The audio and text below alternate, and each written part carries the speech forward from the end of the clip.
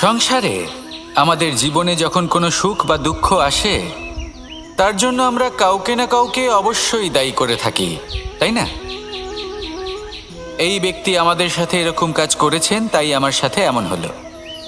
ওই ব্যক্তি যদি এমনটা না করতেন, তাহলে আজ আমি ওই স্থানে পৌঁছতে পারতাম।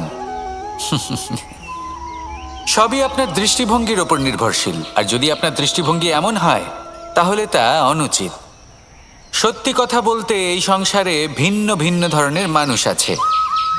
এটা আপনার ওপর নির্ভর করছে কিভাবে তাদের স্বাগত জানাবেন। একবার ভাবুন, আমি আমার দুটো হাত সামনে নিয়ে এলাম, দুটো মুঠো খুলে দিলাম। দুই প্রকারের মানুষ আসবেন, কিছু না কিছু দিয়ে যাবেন। এই মুঠো যদি আমি বন্ধ করে দিই, তাহলে না কেউ আমাকে কিছু দিতে পারবে, না আমার কিছু যাবে আসবে। নিশ্চয়ই বুঝতে পারছেন এই দুই ধরনের ব্যক্তি কারা এবং তারা কি দিয়ে যান।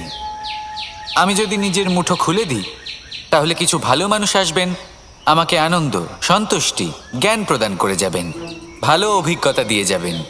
কোনো খারাপ ব্যক্তি যদি আসেন, তাহলে তিনিও খারাপ অভিজ্ঞতা দেবেন, যার থেকে আমি শিক্ষা লাভ করব। এই সব কিছু আমি লাভ করতে পারি। মুঠো যদি বন্ধ করে রাখি, তাহলে আমি কিছুই পাবো না। দেখুন, এই সংসারে প্রত্যেকের জীবনে এইরকম।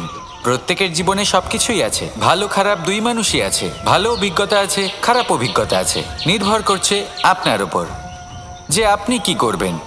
এনাদের স্বাগত কিভাবে জানাবেন, কার থেকে কি বুঝবেন, কি শিখতে পারবেন, আর কোন দৃষ্টিভঙ্গি নিয়ে অগ্রসর হবেন।